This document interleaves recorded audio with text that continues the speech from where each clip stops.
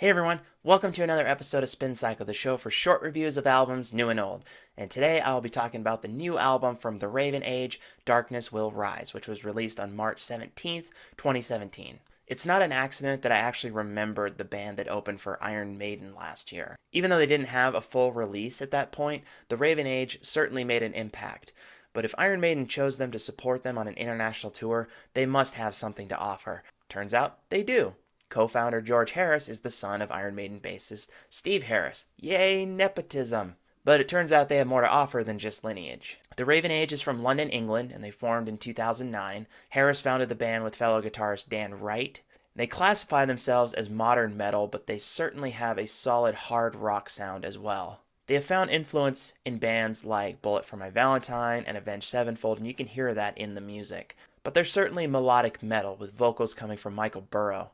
He joined in 2013 with drummer Jai Patel, following bassist Matt Cox in 2012. And since their formation, they've toured with bands like Iron Maiden, Anthrax, and Tremonti. Darkness Will Rise is the debut LP from the band. They released a 4-song EP in 2014, self-titled The Raven Age, and the album was released on BMG Records. Now, it was originally slated to be released in December of 2016, but it was pushed back to March 2017. The album has 13 songs, though 3 of them were previously released on that Raven Age EP. As they describe themselves, the album is definitely melodic metal in sound. Now, one of the most apparent strengths on this album is the tempo changes throughout the album. These are not basic compositions. There's a lot of skillful variety in the songs, but they're also very catchy and memorable.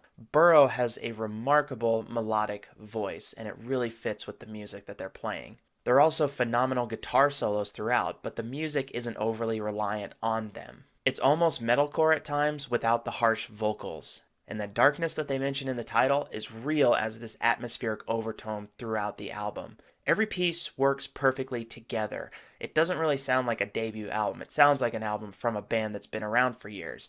And they have. For a band that's been around as long as they have, you'd hope they would be able to fine-tune their sound, which they have in their first official release. My top 5 songs from the album are The Death March, which is a dirgy but powerful song with great guitar and drum work. Salem's Fate, which is the single track from the album. It's a crusher, but it's also very melodic. I Among the Blind, which is another strong melodic song with excellent lyrics. The Dying Embers of Life, which is dark, it's passionate. And Behind the Mask, which is an excellent finale track. It's the longest track on the album, but it is just solid. My favorite song, though, is Angel in Disgrace, which is fast, fun, and just a really powerful song and a perfect example of the sound that this band is trying to convey. Now fly away until I reach a place of forgiveness.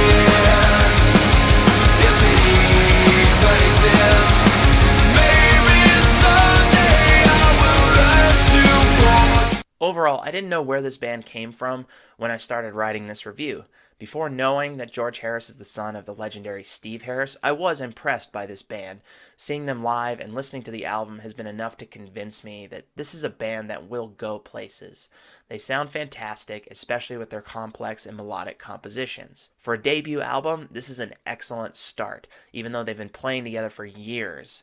I can safely say I am a fan and hope this is merely the beginning of some great music for years to come. So my top 5 for the week are some radio-friendly rock and metal songs. Longview by Green Day off of Dookie, and that's just one of those classic Green Day songs. My Angel from Letters from the Fire off of Worth the Pain. This is an album that I will do a review for very soon. Warning by Incubus off of Morning View. Underrated Incubus album, but definitely one that has always been a favorite of mine. I Apologize by Five Finger Death Punch off of Got Your Six. I had to make some jokes about this song because it's a very aggressive apology, but it's still a good song from Five Finger Death Punch. And Let You Down by Seether off of Poison the Parish, off of their new album. Fantastic album, you should check it out. Let me know your thoughts on the Raven Age's new album, Darkness Will Rise. If you haven't heard it, give it a listen and let me know what you think about it. And that does it for this episode of Spin Cycle, and I'll see you guys next time. Bye-bye.